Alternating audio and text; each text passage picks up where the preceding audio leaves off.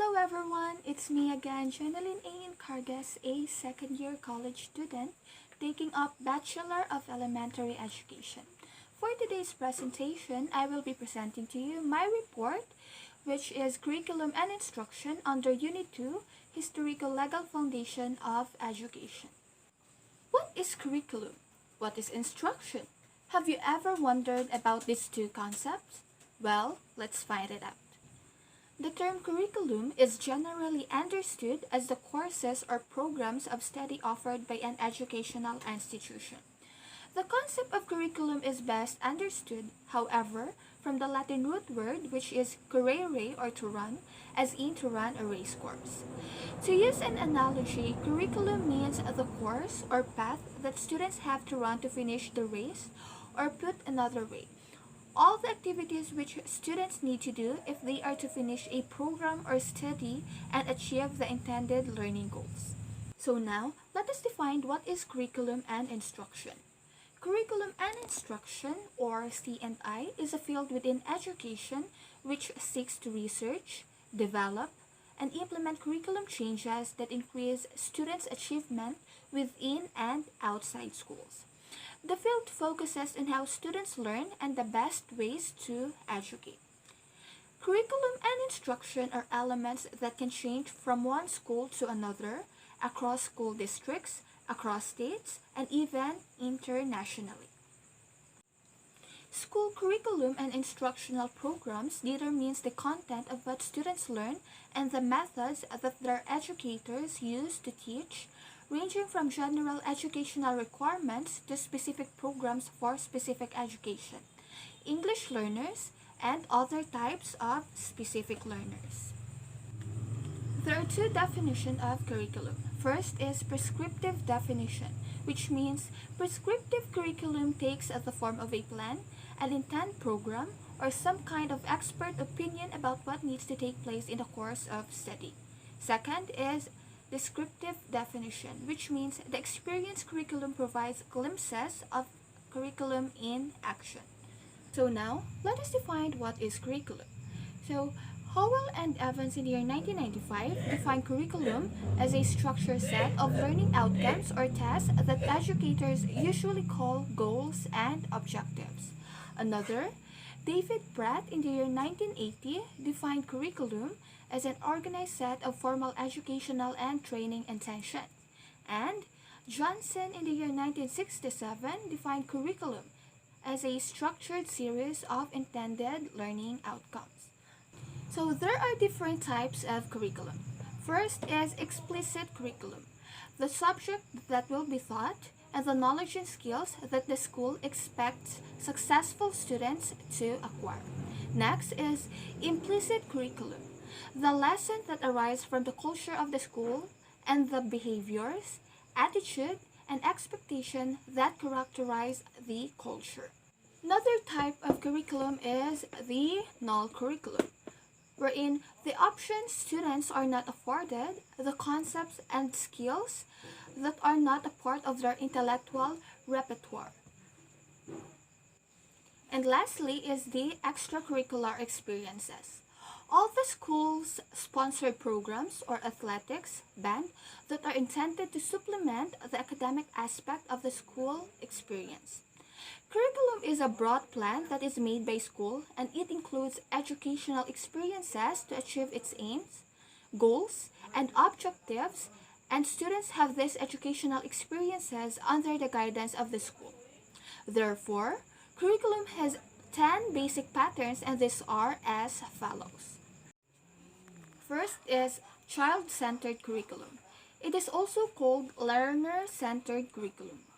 The philosophy underlying this curriculum is that children are the center of the educational process. This pattern of curriculum bases upon the abilities and the interests of the learners, and students have experiences in diverse learning activities rather than rote learning. Learner-centered classrooms focus primarily on individual students' learning. The teacher's role is to facilitate growth by utilizing the interests and unique needs of students as a guide for meaningful instruction. Second is the teacher-centered curriculum. A teacher is a center of knowledge and instills the respect of authority and makes children aware of their responsibilities. Teachers focus on making relationships with students that are anchored in intellectual explorations of selected materials. They focus more on content than on students' processing, and this pattern of curriculum places more of the responsibility on delivering content rather than considering students' needs and desires. The teacher plans each and everything about what to do in the class, and students follow the teacher.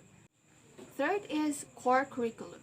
This type of curriculum is a set of common courses and is a general education for all students, and common learning includes knowledge, skills, and the values, and all learners are provided these learning experiences, and these common learning experiences are expected essential for the learners to adjust effectively in the society, and this learning sets the basic subjects like English, math, history, science, and etc.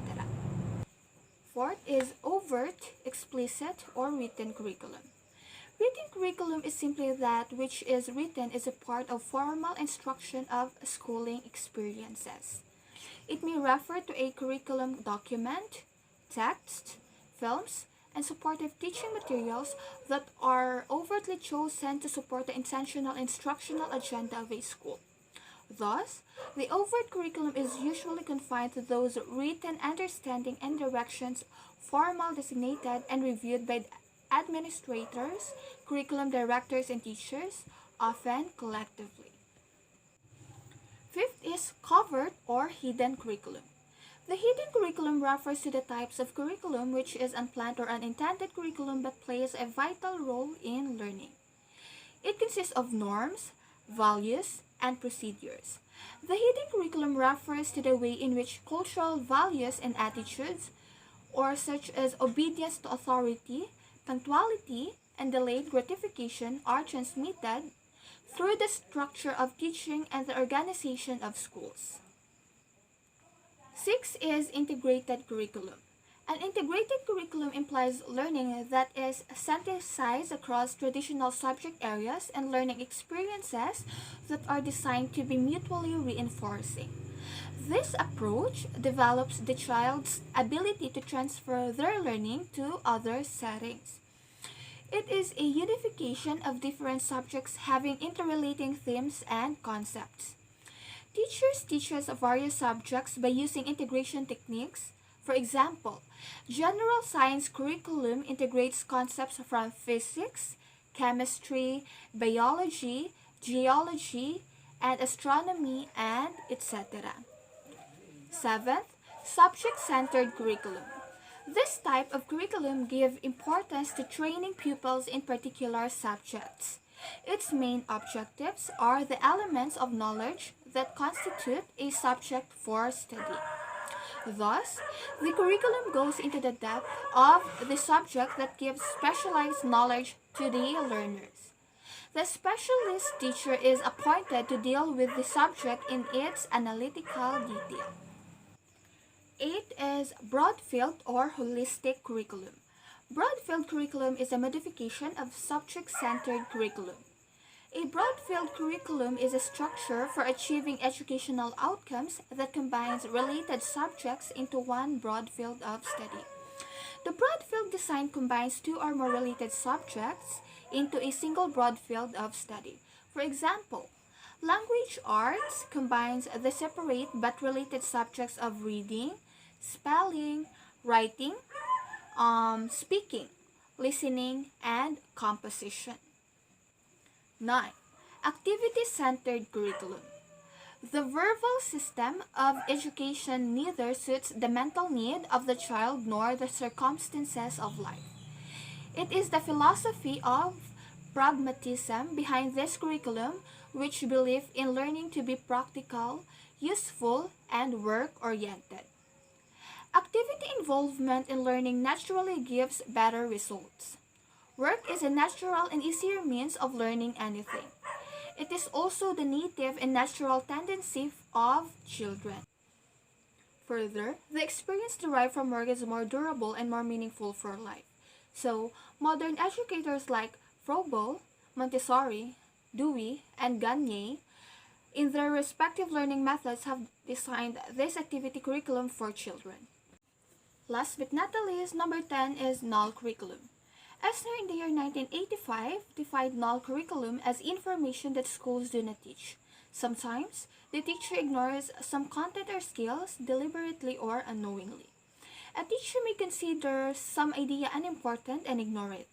Similarly, teacher may avoid detailed description of some topic for the one or other reason. An example is the exclusion of Darwin's theory of evolution from the official biology curriculum. So at this point, let us proceed to instruction. Instruction is frequently associated with the term curriculum and generally refers to the teaching methods and learning activities that a teacher uses to deliver the curriculum in the classroom. The terms teaching and instruction are often used interchangeably. Instruction was defined previously as the purposeful direction of the learning process and is one of the major teacher class activities along with planning and management. Professional educators have developed a variety of models and instruction, each designed to produce classroom learning. Now, let us know how is curriculum linked to instruction. Knowledge of the curriculum results to a successful assessment, evaluation, decision-making, and teaching.